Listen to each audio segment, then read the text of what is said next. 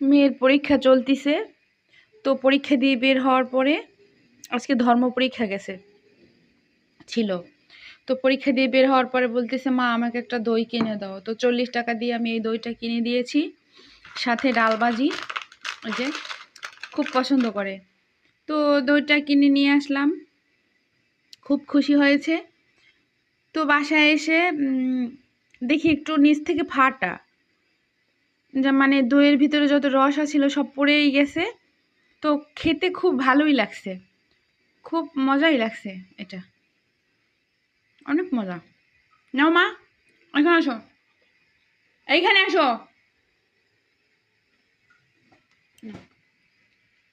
কেমন লাগতেছে? ভালো? ইয়ামি? মুখ দিয়া কথা বলো, জিজ্ঞেস করতেছি না? ভাল লাগতেছে? না।